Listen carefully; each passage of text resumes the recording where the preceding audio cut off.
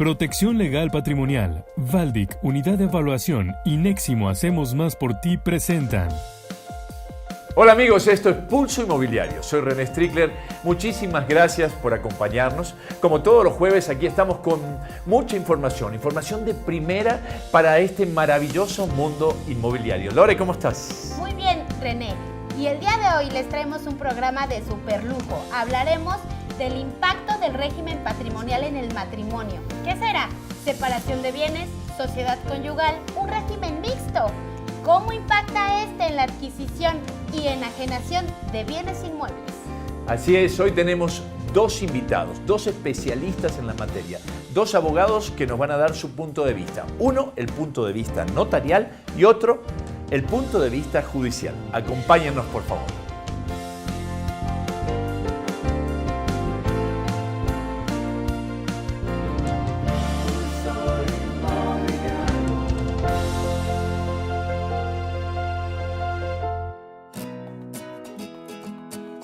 En México, hablar del régimen patrimonial del matrimonio es hablar de una de las figuras jurídicas más recurridas y otorgadas por ser precisamente obligatoria al momento de contraer nupcias. Desafortunadamente, los contrayentes en el afán y la emoción de la celebración le restan importancia al estudio e información sobre el régimen patrimonial del matrimonio. Se estima que en el 70% de los casos, los contrayentes no decidieron de manera informada esta decisión. En una sociedad donde el divorcio ha crecido en más de un 125%, según cifras del INEGI, cobra mucha relevancia el régimen por el cual los consortes acordaron su unión marital, pues en función de ello, la disolución del vínculo matrimonial puede ser muy pacífica y rápida o convertirse en un verdadero martirio. Hoy en Pulso Inmobiliario te presentamos Régimen Patrimonial del Matrimonio. Lore, amigos, ¿qué les parece que vayamos entrando en este tema tan complejo? Vamos a nuestro segmento, El Inmobiliario Pregunta. La duda la plantean nuestros amigos de Inmobiliaria Century 21 Avilés. Muchísimas gracias por hacerla. Vamos a verla. Buenas tardes, mi nombre es Javier Avilés y soy director de Century 21 Avilés. Estamos ubicados en la avenida Ruiz Cortines número 31, Colonia Lomas de Atizapán, en el municipio de Atizapán de Zaragoza, Estado de México. Nuestro número telefónico es el 47 44 93 28 y estamos para servirles en todo lo referente a servicios inmobiliarios. Y mi pregunta es la siguiente: ¿por qué es importante el estado civil de las personas en la enajenación y la adquisición de bienes inmuebles? Bueno, muchísimas gracias por contestar nuestras preguntas y les mando un fuerte abrazo a ti, René, y a ti, Lore. Les enviamos muchos saludos a nuestros amigos de Century 21 Avilés. ¿Qué les parece si para contestar a su pregunta vamos con una entrevista al otro lado del estudio con el licenciado Enrique Vaca, abogado de la Notaría 66? Acompáñenos, por favor. Licenciado, bienvenido. Muchas gracias por acompañarnos. Hola, muchas gracias por la invitación. Es un gusto estar aquí con ustedes. Gracias, licenciado. Pues mire, el motivo de nuestra invitación precisamente es para que usted venga aquí al foro a hablarnos acerca del impacto que tiene el régimen patrimonial en el matrimonio para la adquisición y enajenación de bienes inmuebles. ¿Nos puede explicar, por favor? Claro, bueno, este tema del régimen patrimonial del matrimonio es muy importante porque cualquier trascendencia que vaya a haber con efectos jurídicos sobre los inmuebles depende mucho del momento en el que estamos decididos a casarnos, el momento en el que estamos en el registro civil o previo a estar en el registro civil y decidir bajo qué régimen nos queremos casar, ¿no? Mucha gente, tal vez un poco por tradición, por costumbre, tal vez por cariño, por amor, puede tomar ciertas decisiones que a la postre pues pueden traer ciertas consecuencias de derecho, que en el momento no lo saben sino hasta que están en una situación difícil, ¿no? Actualmente, bueno, en nuestra Ciudad de México y en el Estado de México, el Código Civil prevé que hay dos tipos de regímenes patrimoniales. Uno de ellos es la separación de bienes y el otro es la sociedad conyugal. En estos casos, bueno, el régimen de separación de bien, como su nombre lo indica, es los bienes que yo adquiera durante mi matrimonio van a ser solamente de aquel cónyuge que los esté adquiriendo, ¿sí? no van a entrar en un común de ambos cónyuges, a menos que ellos así lo decidan, ¿no?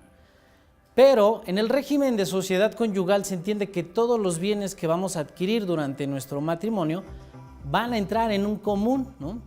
Algún maestro en la universidad explicaba que la sociedad conyugal es como una bolsita, que todos los bienes que adquirimos entran en esa bolsita y ambos cónyuges gozamos sobre los mismos derechos sobre los bienes que estén en ese patrimonio en común, ¿no? Y es un requisito que ustedes en la notaría soliciten que se acredite el estado civil. Sí, claro. Nosotros siempre en la notaría, cuando llega algún cliente y nos exhibe su título de propiedad, dentro de las primeras cosas que revisamos, datos de la escritura, datos del inmueble, pero muy importante para nosotros es cuál es el estado civil de la persona en el momento de la adquisición del inmueble. ¿Por qué? Porque de ahí depende si le vamos a pedir al solicitante que comparezca o no su cónyuge, ¿no? Si la persona adquirió siendo soltera, bueno, pues solamente comparecerá esa persona, pero si adquirió estando casado, habitualmente en la escritura, en la parte final donde relacionamos los datos generales, simplemente decimos si están solteros o casados, pero no decimos cuál es el régimen. Entonces ahí es donde tenemos que empezar a indagar un poco con el cliente. Oiga, aquí dice que usted está casado, ¿bajo qué régimen se casó? La respuesta más común es, no me acuerdo, sobre todo si va el esposo, no me acuerdo, ¿no? Si fuera la esposa perfectamente sabe cuál. Se acuerda, sí. Nosotros no nos acordamos de aniversarios, hasta de cumpleaños nos olvidamos.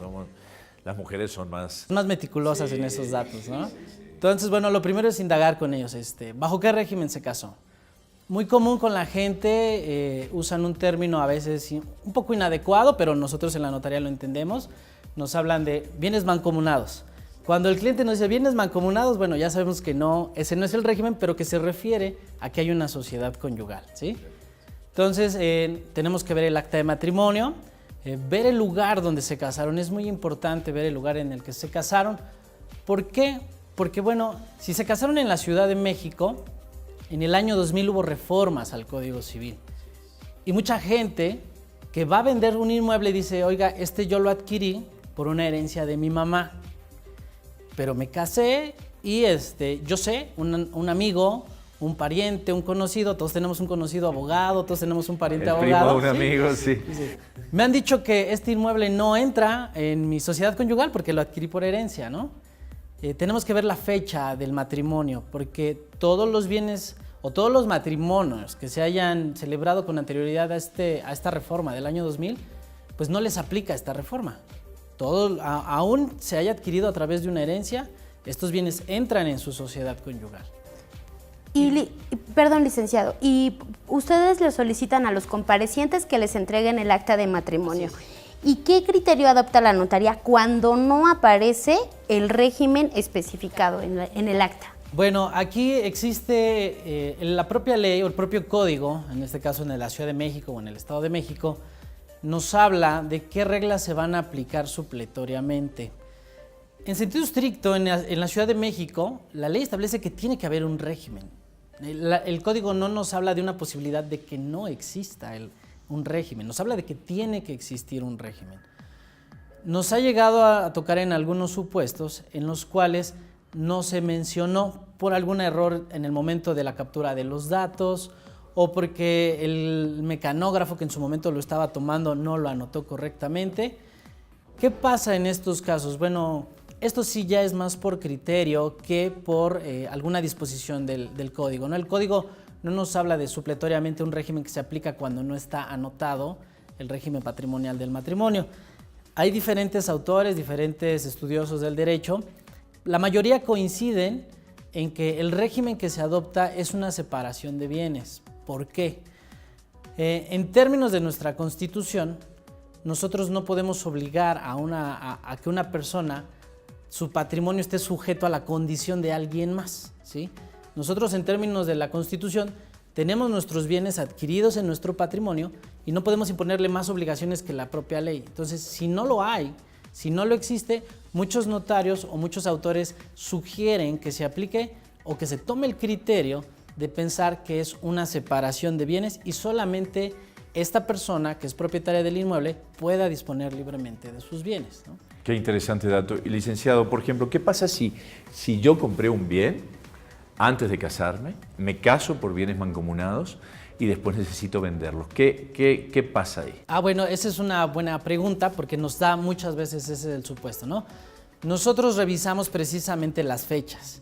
Si adquirimos un inmueble siendo soltero, el inmueble sigue siendo solo de nosotros, a menos que si yo en el momento en el que me casé decidí aportar mi inmueble a mi sociedad conyugal, siempre y cuando me haya casado bajo el régimen de sociedad conyugal.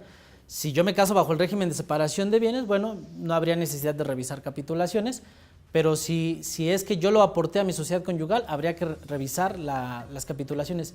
Si no se entiende que solamente esta persona que adquirió siendo soltero dispone sobre el bien inmueble. ¿Y dónde se encuentran las capitulaciones, licenciado? Bueno, habitualmente cuando uno va al registro civil, el juez nos hace firmar muchos documentos, ¿no? Nos pone así, fírmele. Y muchas veces por los nervios no nos damos cuenta, la emoción, nos están tomando la foto, ya no nos dimos cuenta.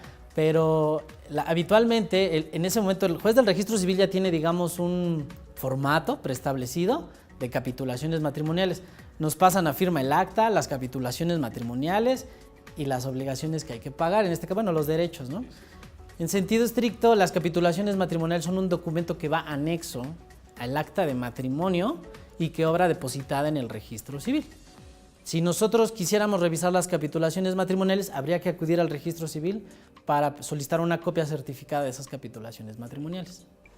Licenciado, y por ejemplo, cuando las bodas se dan por así convenir a los intereses de los contrayentes, y dicen, bueno, yo me quiero casar en Acapulco, en Michoacán, me quiero casar en Cancún, ¿qué régimen aplica en este caso en estos lugares? Cada entidad federativa tiene sus propias disposiciones normativas.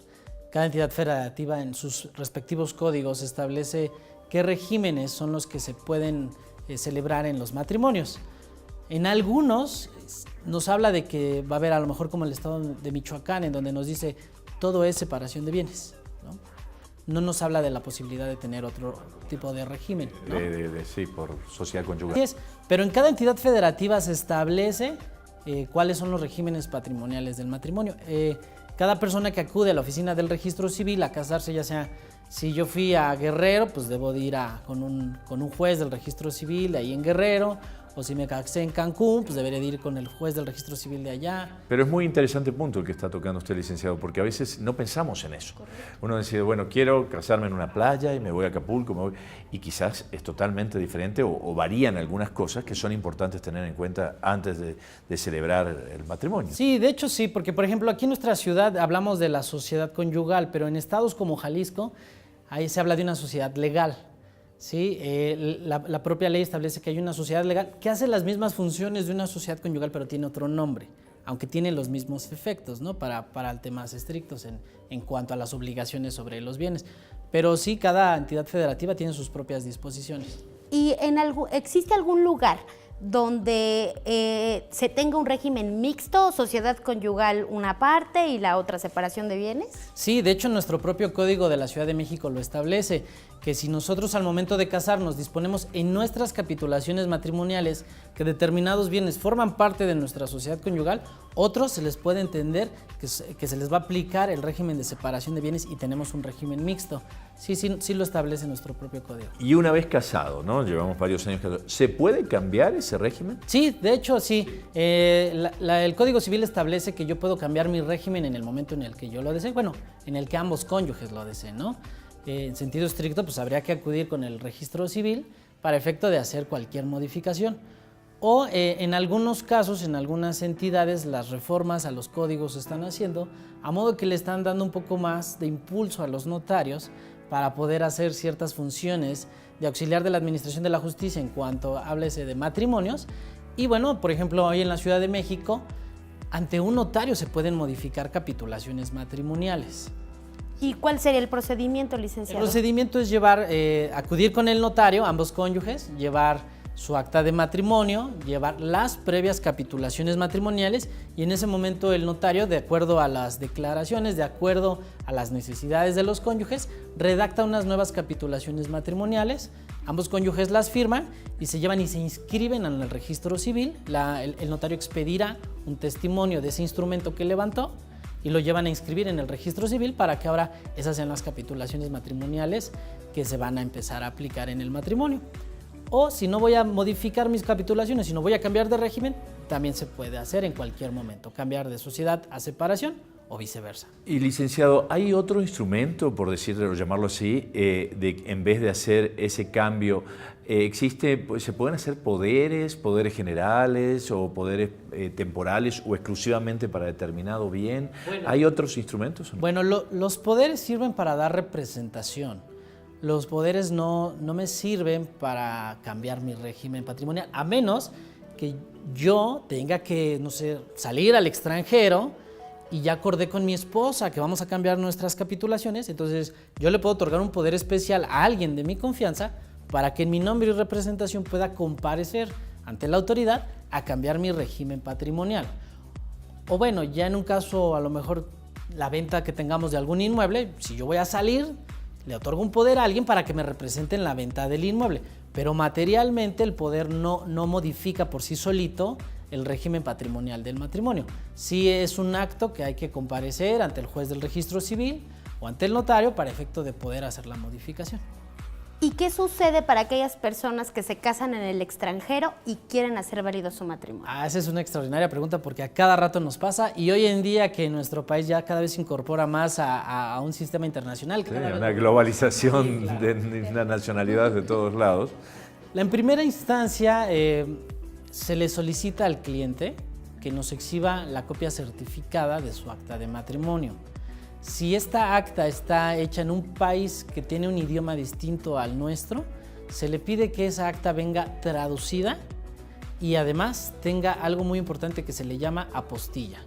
La apostilla es un sello, por así decirlo, en el cual lo que estamos diciendo es que una autoridad emitió un documento que tiene cierto valor en otro país y que va a venir a nuestro país a tener exactamente el mismo valor, ¿sí?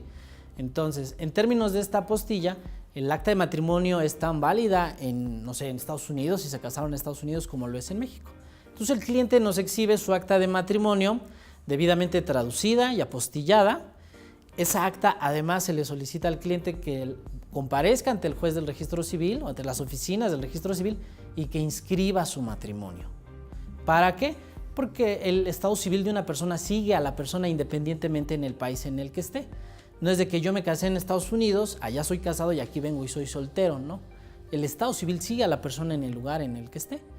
Entonces, si por ejemplo tenemos un acta de matrimonio otorgada en Estados Unidos en donde no existe esto del régimen patrimonial del matrimonio, algunos autores también consideran que tenemos que hacer lo mismo que hicimos en el caso en el que no esté inscrito qué régimen patrimonial tenemos, ¿no? Es decir, esta persona me exhibe su acta de matrimonio, sé que está casado, pero no lo puedo obligar o no puedo hacer que su inmueble entre en un patrimonio que a lo mejor él no quiere que entre o no debe de entrar. Entonces, muchos estudiosos también consideran que matrimonios celebrados en el extranjero, que no tenemos un régimen patrimonial, se considere como separación de bienes para efectos de que solamente esta persona, solamente este mexicano, sea quien comparezca ante el notario a firmar la escritura correspondiente.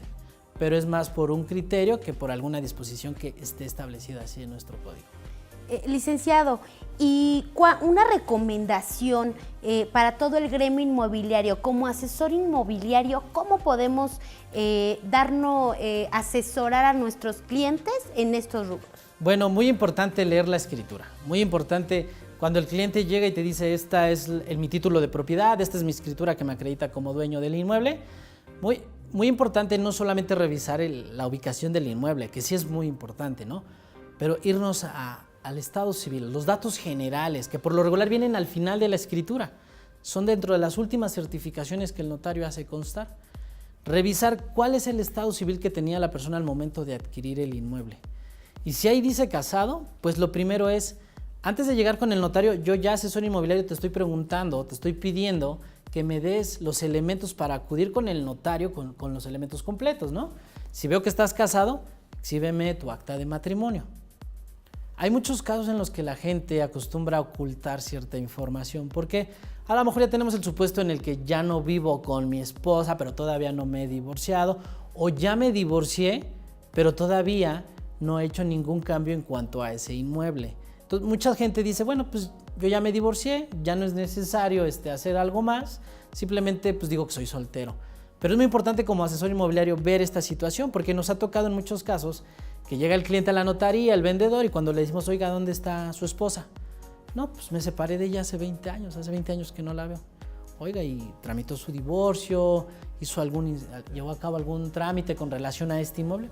Pues no, simplemente ya no la veo. Oiga, pues después de 20 años vaya y consiga a su esposa y tráigala. No, porque me va a pedir dinero de la venta del inmueble. Y bueno, se vuelve en un problema que pudimos prever con tiempo antes, ¿no? Es muy importante porque si nosotros no le damos la asesoría correcta al cliente, cuando llega a la notaría nos dice, es que ya usted, abogado, me está echando a perder la operación, ya no quiere que yo venda mi casa, ¿no? Pero realmente no es eso, nosotros pues tenemos que cuidar que se cumpla con las disposiciones legales, ¿no? Sentido estricto, es muy importante que vean el estado civil de las personas al momento en el que se adquirieron el inmueble.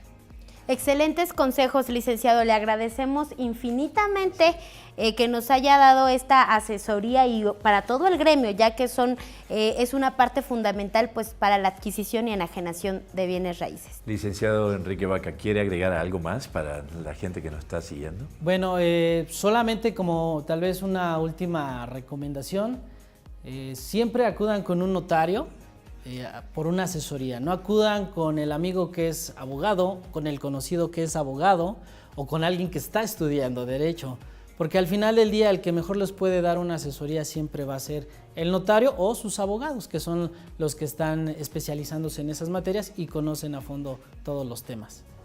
Excelente, gracias. Licenciado. Muchas gracias. No, gracias a ustedes. Y ahora, amigos de Pulso Inmobiliario, quiero invitarlos a ver una cápsula de nuestra amiga Nelly Burguete.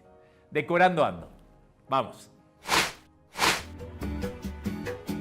Amigos, ¿cómo están? El día de hoy les compartiré algunos consejos y tips de cómo pintar las paredes de su comedor. En el comedor suelen darse encuentros familiares, así que te recomendamos varias maneras de pintarlo. Número 1. Colores cálidos y alegres. En la amplia gama de colores cálidos tenemos el naranja, melocotón y amarillo. El tono de estos colores ilumina todo el espacio. 2. Colores neutros. En tonos con menor variación tenemos el beige, crema, verde y azul. Para estimular el apetito, puede complementarlos con tonos cálidos. 3. Colores suaves. El lavanda o el rosado son tonalidades suaves que llenan de buena vibra el espacio de tu comedor. 4. Colores elegantes. Sin duda, el gris es una de esas tonalidades que le da un toque de elegancia a tu comedor, además que los hace lucir frescos y modernos. Y bueno, amigos, esto fue Decorando Ando. Yo soy Nelly Burguete para Pulso Inmobiliario. No olvides seguirnos en nuestras plataformas digitales y regresamos contigo, Lore.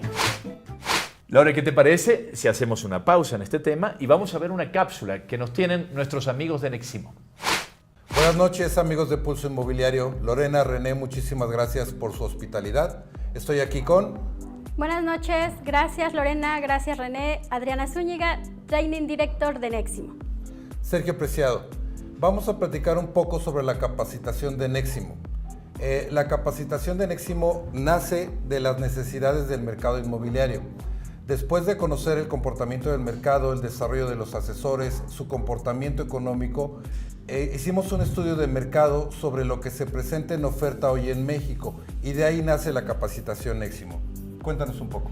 Ok, ¿cómo es nuestra capacitación? Nosotros tenemos 3 niveles, el nivel básico, el nivel intermedio y el nivel avanzado. El nivel básico es para los aliados que se integran a nuestra alianza. Van a tomar 2 días de curso presencial, van a tomar 300 horas de capacitación virtual y posteriormente 2 días más de capacitación presencial. Eso es en cada uno de los niveles. Las 300 horas de capacitación virtual están seleccionadas y van por módulos para que tú tengas opción a que si tú tienes necesidad de un conocimiento específico, no tengas que volver a retomar un curso de 2 horas. Es decir, si tú mañana vas a ver una exclusiva, vas a mostrar una propiedad, vas a firmar un contrato y tienes una duda muy específica, dentro de esas 300 horas de capacitación virtual, tú podrás acceder a un módulo, a un tutorial específico donde te van a hablar exactamente de la duda que tú tienes. De esa manera tú te puedas fortalecer y empoderar con el tema en el que estés trabajando en ese momento. Esto te va a permitir ir avanzando. Cuéntanos cómo avanzamos. Y lo mejor es eso, efectivamente, Sergio. ¿Cómo vas a ir avanzando? Tomas el curso virtual y afianzas con un cuestionario. Pero efectivamente, para que puedas pasar al siguiente módulo, hay que contestar ese cuestionario.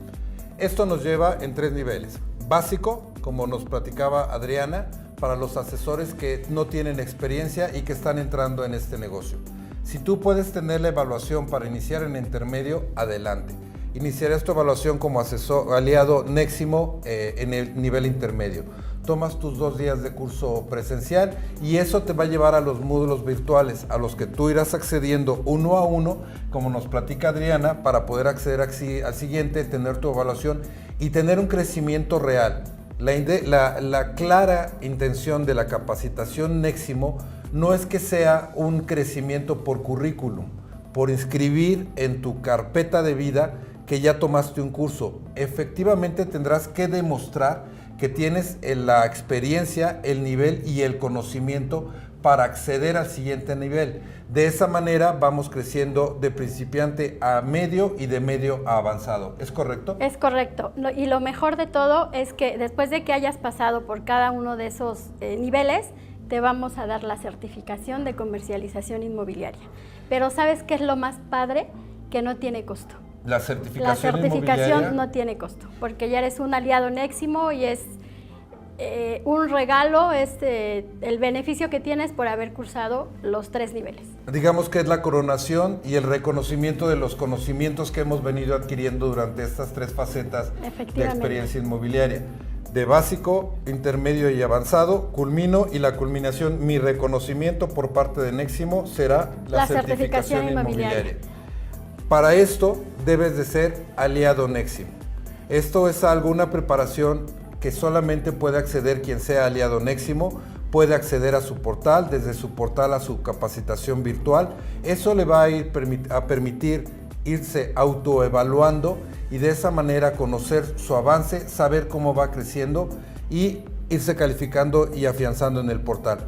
Como nos platicas, una vez que tengamos los 3 niveles concretados, procederás a tu certificación inmobiliaria dentro del paquete de capacitación Neximo. Y otro punto súper importante, además de tener la capacitación virtual y presencial, van a tener asesoría de un experto, 1 a 1, en cuestión fiscal y legal.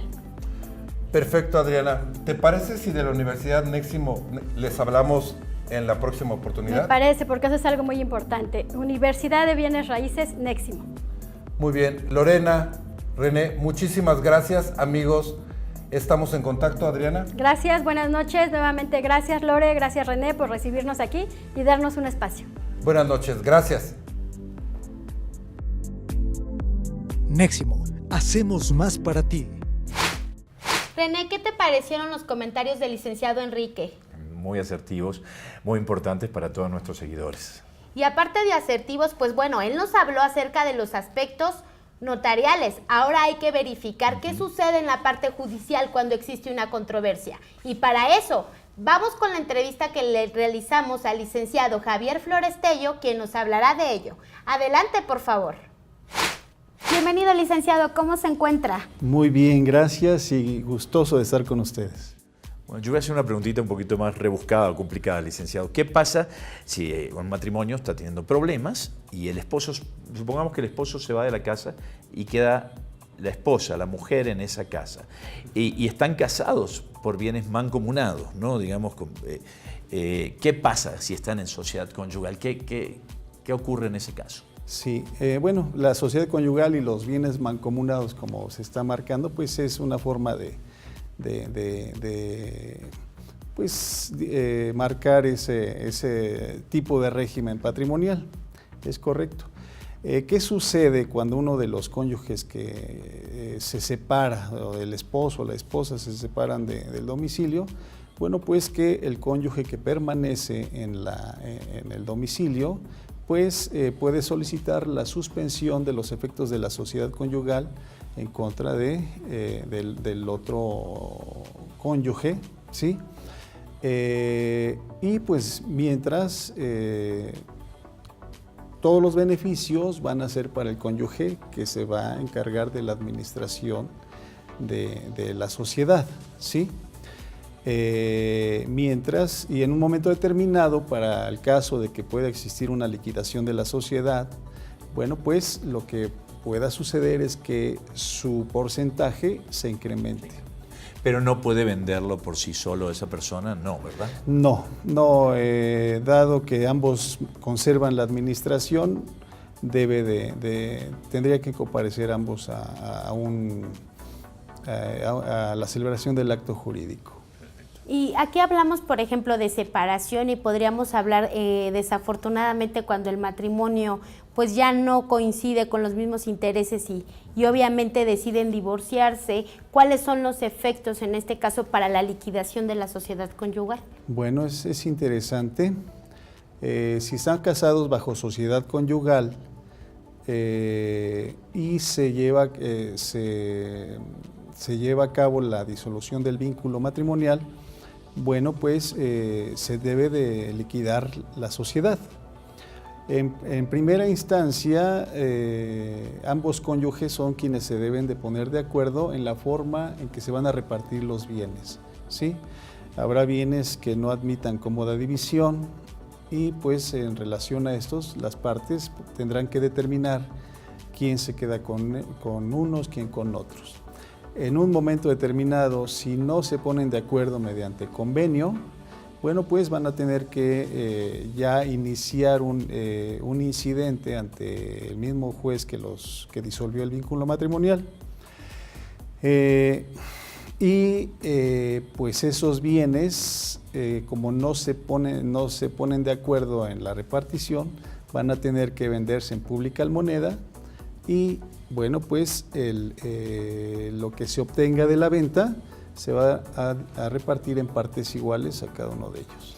Licenciado, y por ejemplo, viene la disolución conyugal y yo me quedo con tales bienes, mi exmujer con otros bienes. ¿Qué tengo que hacer? ¿Qué trámite tengo que hacer para yo poder vender ese bien? ¿O ya lo puedo hacer después de la resolución del juez? Bueno, aquí, mientras no se liquide la sociedad conyugal, la pregunta es si se pusieron de acuerdo. Sí. Y cada quien tiene ya definido la repartición, cuáles bienes son los que van a hacer de su propiedad. Bueno, esta sentencia o el convenio que se celebra ante el juez tiene efectos de cosa juzgada, ¿sí? Sin embargo, se va a tener que acudir ante un notario para efecto de realizar la transmisión del 50% de los derechos que le corresponde a uno de los cónyuges hacia el otro, para que ese otro pues tenga el 100% de la propiedad. O sea, aquí en este caso en la notaría se tendría que llevar una escritura que hable acerca de la liquidación y la aplicación del otro 50%. Normalmente cuando se lleva a cabo el convenio judicial, se señala en alguna de las cláusulas que el cónyuge 1, por decirlo así, transmite el 50% que le corresponde al otro y que esta transmisión pues se protocolizará ante notario público para el efecto de que se cumpla con la formalidad que exige la ley. Debemos recordar que si son bienes inmuebles que superan o son iguales a 365 UMAS, bueno, pues se tiene que la compra-venta de bienes inmuebles debe constar en escritura pública. Si son bienes muebles, pues no hay necesidad o no habría necesidad de acudir con un notario, ¿sí? Y bastaría el simple convenio judicial para efecto de de que quedarán como propietarios únicos del bien mueble. Y aquí nos comparte, licenciado, ¿sería el mismo criterio cuando se liquida en virtud de un divorcio o cuando se quiere aplicar el otro 50 en virtud de sucesión, de que uno de los cónyuges falleció? Bueno, obviamente estamos hablando de escenarios distintos, como usted bien lo marca. En uno, pues es la voluntad de las partes y en el otro, pues la voluntad de la ley. Tratándose de una sucesión intestamentaria. Si es por testamento, bueno, pues a aquellas personas que se encuentran bajo el régimen de sociedad conyugal, una fallece, bueno, pues el cónyuge supérstite, bueno, pues él cuenta con derecho a gananciales, ¿sí? Pero nada impide que en testamento, mediante disposición testamentaria, bueno, pues la otra parte le pueda transmitir el 50%. Y ahí obviamente se iniciaría el mismo proceso, el proceso de sucesión, para que finalmente se llegue a la notaría y en la notaría se realice la escritura correspondiente. Claro que sí, claro que sí. Quisiera nada más ampliar un poquito la respuesta de la pregunta anterior. Ha sucedido en la práctica que ya se tiene el convenio judicial en donde las partes quedan de acuerdo en la transmisión de los derechos. ¿Qué pasa? Pues hay ocasiones que el cónyuge que debe de comparecer ante el notario ya no quiere o ya no lo encontramos, ¿sí? Bueno, pues, ¿qué podemos hacer? No es necesaria la comparecencia de esta persona.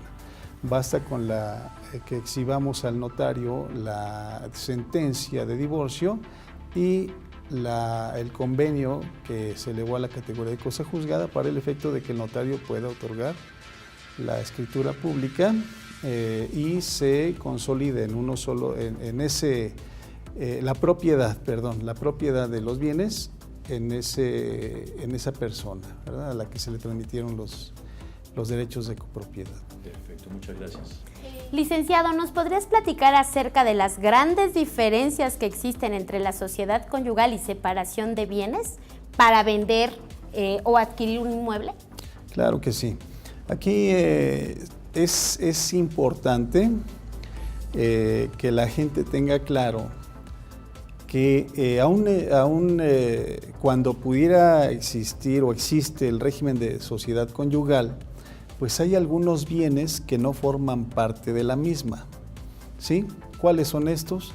Bueno, pues aquellos bienes que los cónyuges o los esposos hayan adquirido previo a la celebración del matrimonio, o bien aquellos bienes que hayan adquirido, se adquieran por cada uno de ellos ya celebrado o durante el matrimonio, pero que los hayan captado o recibido por donación o fortuna.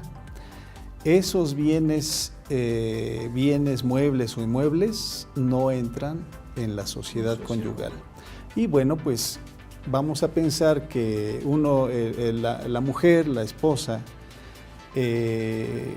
adquiere por donación un bien inmueble o porque se lo heredaron, ¿sí? Ese inmueble no entra en la sociedad conyugal. Ese bien inmueble va a ser de la propiedad única y exclusiva de la esposa, ¿sí? Salvo que las partes, que los esposos, pues se pongan de acuerdo en que ingrese a la sociedad conyugal. De otra manera, esta persona pues es la única propietaria y podría disponer del mismo sin necesidad de que el cónyuge tenga que comparecer a la celebración del acto jurídico que corresponda, ¿verdad? Y bueno, pues por lo que respecta a la separación de bienes, pues pues cada uno de ellos puede disponer de los mismos, ¿verdad? En el momento que quiera. En el momento que quiera, claro está, sin perjudicar o que eso pueda perjudicar a terceros, ¿no? Los menores de edad, por ejemplo, los hijos.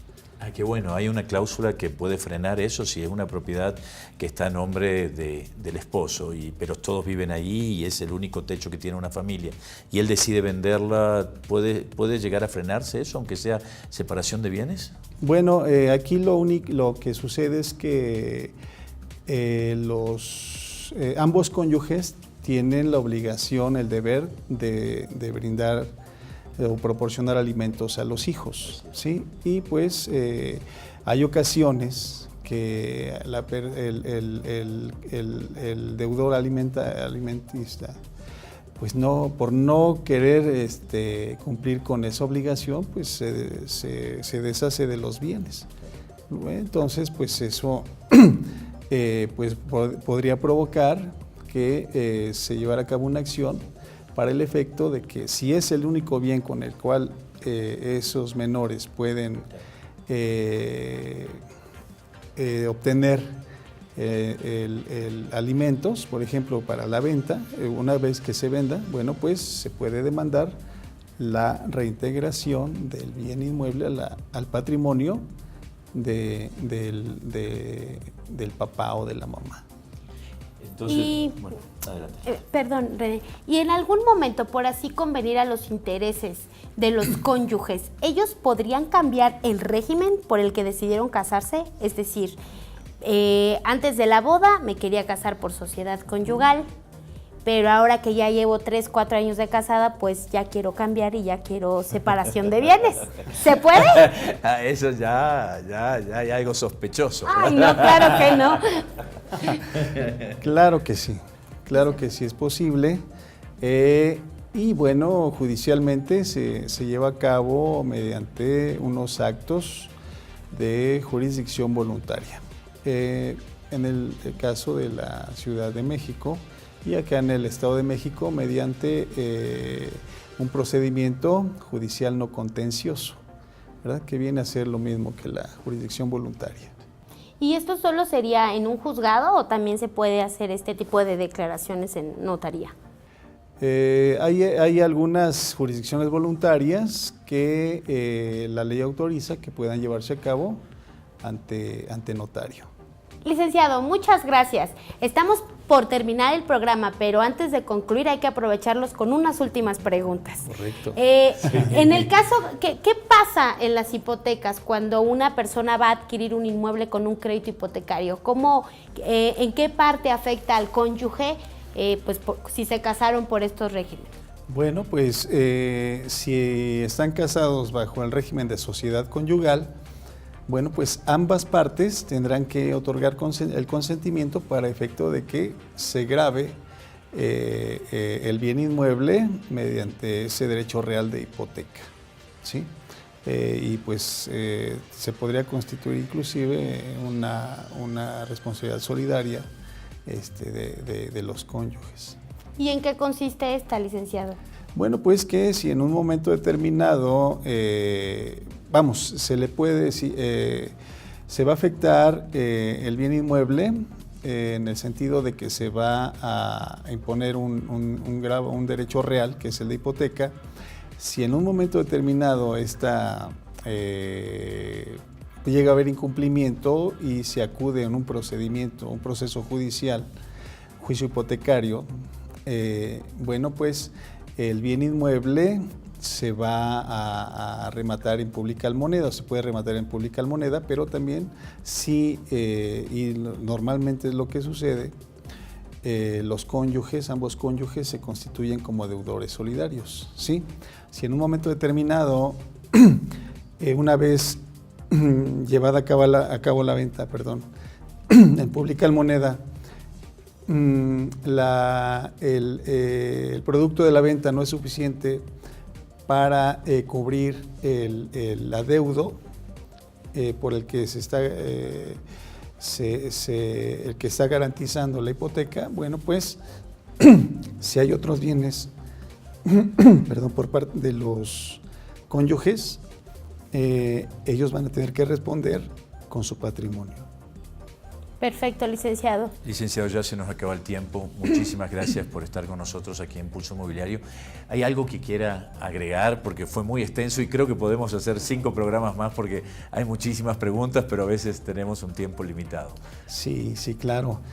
Bueno, ya vimos los efectos que se tienen o tiene el régimen de matrimonio durante pero pues también que tenemos que considerar qué es lo que sucede, ¿verdad? Cuando ese vínculo matrimonial llega a disolverse por sentencia de un juez, ¿verdad? Cómo es que se afecta los bienes o cuál es el efecto que pudiera tener la sentencia en cuanto a los derechos que tienen los cónyuges sobre los mismos cuando existe separación de bienes o sociedad conyugal. Y bueno, temas que pues quedan o podrían quedar para otra charla. Muchos, licenciado. Muchísimas gracias por acompañarnos, licenciado. Sus órdenes. Queridos amigos, hemos visto cómo impacta el régimen matrimonial en el aspecto notarial y en un aspecto judicial, pero también ahora quiero hablarles de lo importante de hacer un trabajo en equipo, no solo en matrimonio, sino también como empresarios. Por ello, quiero invitarlos el día de hoy a que me acompañen a nuestra cápsula Mentores Inmobiliarios, en donde la licenciada Adriana Carpio, directora de Century 21 Garantía, nos habla de su esposo, el licenciado Ramiro Hernández. Hablar de Century 21 Garantía es hablar de constancia, pasión y éxito. Es por eso que hoy en Pulso Inmobiliario tenemos un emotivo reconocimiento a uno de los más grandes inmobiliarios de nuestro país. Y es que hablar de Ramiro Hernández es remontarnos a una carrera profesional e inmobiliaria inspiradora, llena de metas, retos y logros respaldados en una preparación integral y constante, que tienen como motor principal a su más grande amor, su familia. Ramiro Hernández y Adriana Carpio son ejemplo de emprendimiento en pareja, de coordinación perfecta y ayuda mutua. Son ese tipo de historias en donde ni el tiempo, los retos o el estrés del día a día han logrado hacerlos desistir de sus objetivos. Por el contrario, han sido merecedores de un sinfín de reconocimientos y premios a su trayectoria, entre los que destacan Premio a la Excelencia Century 21 Garantía 2014, Premio Arlequín a la Excelencia Inmobiliaria noviembre 2014, Century 21 México Oficina Águila 2014 y 2015, Oficina Centurión 2014, 2016 y 2017, Premio al Ícono Inmobiliario 2015, Premio a la Mejor Empresa a nivel municipal. Hoy, en Pulso Inmobiliario, uno de nuestros mentores inmobiliarios más queridos y admirados por nuestra producción, nos comparte su historia en la voz de su esposa, Adriana Carpio. ¡Fuerza, Ramiro! Queridos amigos de Pulso Inmobiliario, lo prometido es deuda. Hablábamos del régimen patrimonial en el matrimonio. Y pues representa muchísimas formas de adquirir un patrimonio y de verificar la manera en la que se va a administrar. Pero también es importante mencionar que existe el trabajo en equipo, el trabajo de pareja y finalmente que muchas veces se ve reflejado en un sistema y en una oficina exitosa. Hoy nos acompaña Adriana Carpio, directora de Century 21 Garantía, a quien le vamos a hacer algunas preguntas acerca de su historia de éxito en conjunto con su esposo, el licenciado Ramiro Hernández. Bienvenida, Adri, ¿cómo te encuentras? Muy bien, Lore, muchas gracias. Gracias por invitarnos a Pulso Inmobiliario. Para nosotros un honor conocerlos y sobre todo, pues, aparte de ser sus amigos, conocer toda la trayectoria de su oficina tan exitosa y precisamente, Adri, de eso se trata, que nos compartan hacia todo el gremio inmobiliario cómo llegaron a ser exitosos en esta actividad tan maravillosa. Ok, Lore, pues mira, te comparto que quien se sumó al sueño inmobiliario es el licenciado Ramiro Hernández, mi esposo. Él se sumó en el año del 97. Él decidió ser asesor inmobiliario y comenzar en esta carrera. Como sabemos, el sector inmobiliario en cuanto a la remuneración no es de manera inmediata. platicando como pareja, él me decía, me voy a esperar a que recupere lo que he invertido y me retiro. Hasta el día de hoy seguimos recuperando e invirtiendo y no nos hemos retirado, ya que yo al estar en el gremio bancario en el año 2009 decidimos formar nuestra propia oficina, siendo que él pertenece ya al sistema desde el año 97. Cuando nosotros decidimos formar nuestra propia oficina, pues a veces la pareja tenemos que dejar a un lado a lo mejor el sueño propio por sumarte por el sueño familiar. En el caso de nosotros así fue. Nosotros formamos Century 21 Garantía, que apertura sus oficinas el 14 de mayo del 2009 y ya yo me incorporo a la oficina como administrador de esta oficina, ¿no? Honestamente son situaciones y son comentarios que en algún momento la gente piensa que es difícil trabajar con una pareja, pero lo más importante es cuando defines el rol tuyo dentro de la empresa. Y si tú respetas el de tu esposo y respeta él el tuyo, el crecimiento se da en conjunto. Entonces llevamos desde el 2009 nosotros trabajando con garantía y siendo un matrimonio trabajando de manera unida y fortaleciendo el patrimonio familiar, que realmente es por lo que estamos trabajando.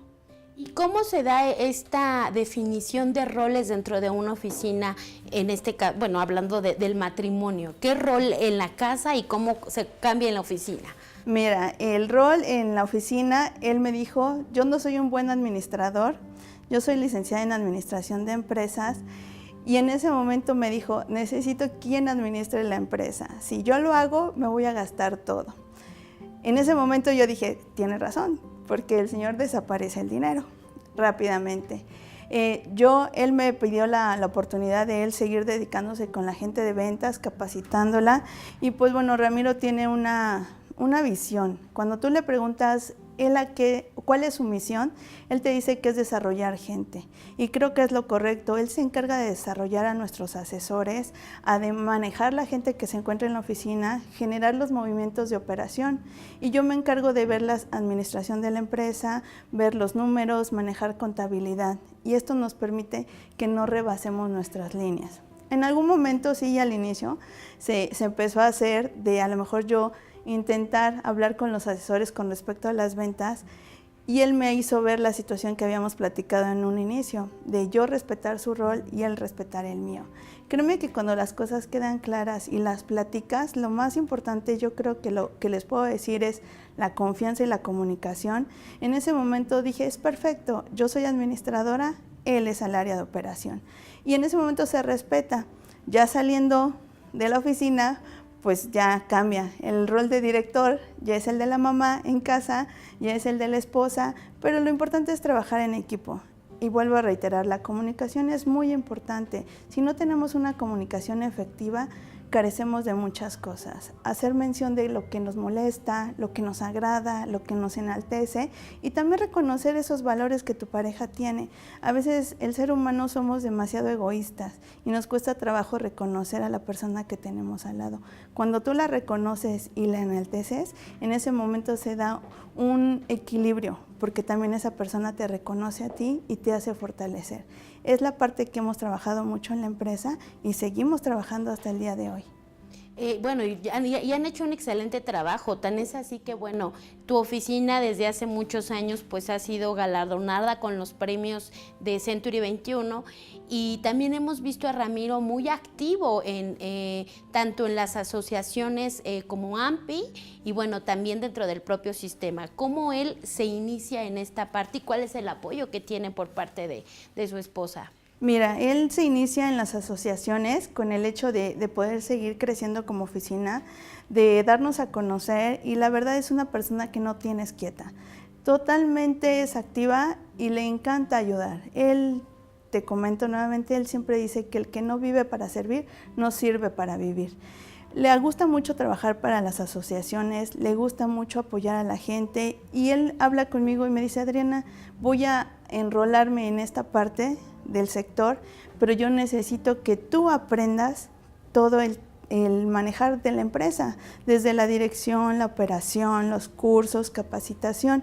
Y es ahí cuando yo inicio a tomar como las riendas completas de la empresa, a través de que la ausencia de él se da por trabajo, pero también permite que yo tenga ese crecimiento dentro de la empresa, lo cual me ha hecho pues en este momento tomar decisiones que son importantes, pero ya conducidas y supervisadas por él en su momento, para poder tener un crecimiento pues de la mano. Y honestamente yo sí lo reconozco, Lore, para mí Ramiro no es nada más mi director o mi esposo, es un coach, es un líder y es un gran empresario, el cual siempre ve cómo apoyar a los demás empresarios, y esa parte de apoyarnos y crear sinergias es lo que ha mantenido que la empresa siga creciendo, y sobre todo grandes amigos como lo son ustedes, para poder tener un mayor impulso en cuanto al sector inmobiliario. Adriana, hemos seguido muy de cerca y tienes toda la razón. Ramiro es un gran empresario y es una persona que siempre ha generado muchísimas oportunidades. De forma muy personal, Ramiro nos abrió las puertas a nosotros en Ampimem, y yo recuerdo que Ramiro nos decía, este es el momento, Lore, de que empieces a salir, es el momento de que te subas al podio, de que des una conferencia, de que es una ponencia. Es el momento que tu empresa empiece a sonar. Y yo creo que eso se lo debemos a Ramiro, porque impulsa. Él es una persona que cuando lo conoces te transforma completamente en la vida, porque te impulsa y te proyecta hacia otros lugares. ¿Cuál ha sido el momento más difícil que durante este caminar juntos, como pareja, como empresarios, ustedes han enfrentado? Mira, nosotros hemos enfrentado grandes momentos difíciles. Uno fue el hecho de cuando nosotros firmamos renovación con la franquicia, el poder analizar el hecho de la marca, ¿no? Para nosotros la marca es muy importante. Ramiro ama la marca de Century 21 y te hace tomar decisiones, analizar ciertas situaciones, llegar al compromiso de reafirmar un contrato de renovación, y en ese momento te permite que sigas creciendo y tomando en cuenta las situaciones que se externan dentro del sector inmobiliario. Otro de los momentos pues más complicados en este momento, y que varias personas saben, es el estado de salud de él.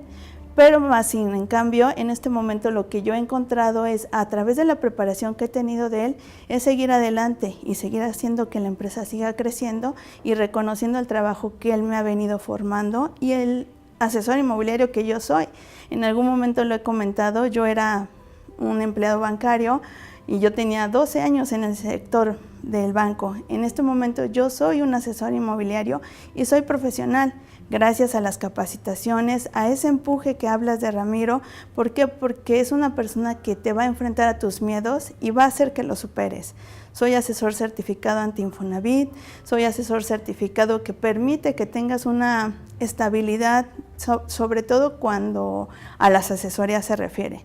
La importancia de crecer y de tener ese temple, y lo más importante de todo, siempre Ramiro ha dicho, con actitud, todo lo que puedas imaginar lo vas a conseguir, y es lo que yo estoy trabajando en este momento. Si me preguntas cuál es lo más difícil, la situación de salud de él, pero trabajando con sus ejemplos es lo que estamos haciendo en este momento, seguir adelante y con pasos firmes. Y en tu oficina, ¿cuál es el apoyo que has recibido de tus asesores, de tu equipo de trabajo ante esta situación complicada en este momento? Mira, en sí vuelvo a hablar de Ramiro con respecto a preparar gente. Él tiene gente, y puedo hablar por los dos, o tenemos gente la cual está muy comprometida con nosotros porque se les ha dado un crecimiento integral, tanto en lo personal, lo laboral y hasta en lo espiritual. En este momento yo te puedo decir que el equipo de la oficina, desde que Ramiro se ha enfermado hasta el día de hoy, ninguna persona se ha retirado de la oficina, al contrario, han refrendado sus compromisos, y yo lo veo pactado en cuanto a sus números, en cuanto al crecimiento que tiene la gente. El hecho de decir, estamos comprometidos con la oficina, con el líder de la oficina y con usted, licenciada, y créeme que es muy grato ver la gente que te reconoce, y sobre todo que en el momento que te das cuenta o necesitas un apoyo, ellos están ahí y te das cuenta que realmente eres una familia laboral. no solamente unos empleados, sino que somos una familia laboral y esa es la parte humana, ¿no? Vuelvo a decir, él trabaja la parte espiritual, laboral y familiar. Eso es muy padre porque generas una sinergia estupenda con la gente. Es la parte que yo te puedo comentar con respecto a nuestros colaboradores, porque así les llamamos a ellos colaboradores, y lo más importante es saber que también nosotros estamos ahí para ellos. Adri, ¿podrías darle una recomendación, en este caso alguna prevención hacia el gremio inmobiliario de acuerdo, en virtud del estado de salud de Ramiro? ¿Fue por alguna parte de exceso de trabajo, algo así? Claro, mira, yo lo que puedo recomendar es, dicen que todo en exceso es malo, y créeme que en exceso también el trabajo es malo.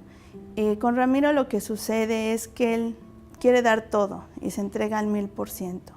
Aquí fue una sobrecarga de trabajo, una carga excesiva de situaciones fuera de la oficina, el querer cumplir con todos los compromisos, el que le permite que llegue a un rebasar sus energías. El médico me dice, él gastó más de lo que tenía ahorrado, se entregó al 1000% y por esta situación su estado de salud merma.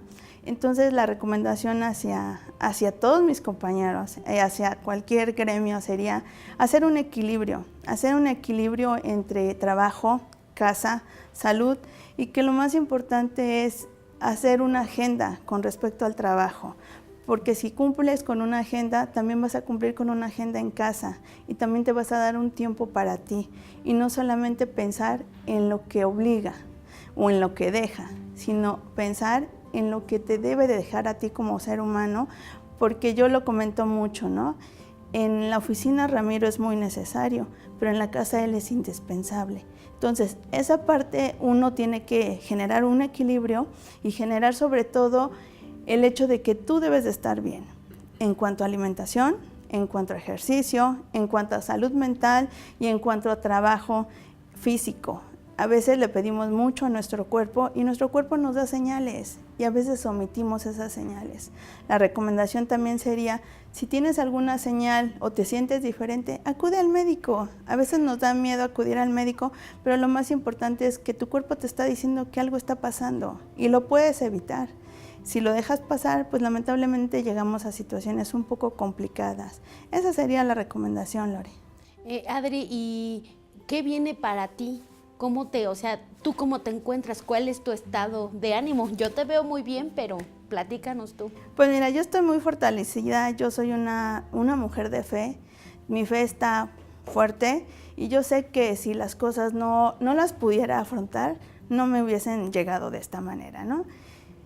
Obviamente dices, emocionalmente hay días en que te dan unos, pues sí, tienes altas y bajas, pero el saber que él está ahí, el saber que seguimos luchando por su salud, eso me fortalece mucho.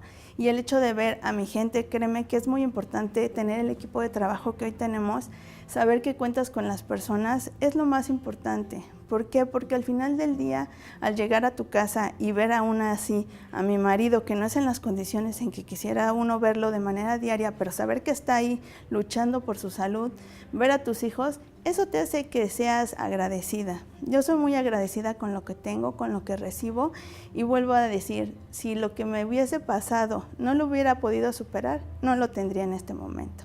Entonces yo más que nada estoy agradecida y bendecida y en este momento trabajando. ¿Por qué? Porque hay gente también en la oficina que depende de la oficina y nosotros tenemos que seguir fortaleciendo ese equipo porque en su momento a Ramiro le tendré que entregar cuentas porque me va a pedir los números y lo más importante es entregarle una oficina pues impecable o con mejores números de los que él dejó en su momento, ¿no? Correcto, Adri.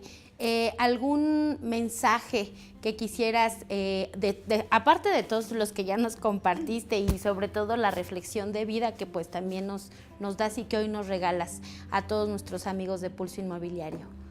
Pues mira, el mensaje es no desistir, siempre persistir, porque lo más importante es no quitar el dedo del renglón. En la vida a veces la gente me pregunta que por qué sigo con la actitud, que por qué le echo ganas. Cuando tienes un objetivo claro, aunque pasen las peores tempestades, no te van a mover. Lo importante o el mensaje sería, ten un objetivo, y ten un objetivo aunque sea por un día. Si el día cumples tu objetivo, al día siguiente te vas a levantar con una buena actitud y vas a cumplir un objetivo. Si no tenemos objetivos en la vida, no tenemos metas que alcanzar, y sin metas no tenemos algo en que esforzarnos, y siempre debe de haber algo que queramos alcanzar. Muchísimas gracias, Adri, por compartirnos el día de hoy todo esto con nosotros. Para nosotros es un gusto, es un honor compartir micrófonos contigo y sobre todo conocer tu historia de vida y de éxito. Muchas gracias, Lore. Gracias a Pulso Inmobiliario, y pues hay que seguir trabajando. A trabajar. Amigos de Pulso Inmobiliario, esto fue todo por hoy. Muchísimas gracias y les pedimos que nos acompañen el próximo jueves a las 9 de la noche. Hasta pronto. Protección Legal Patrimonial, Valdic Unidad de Evaluación y Neximo Hacemos Más por Ti presentaron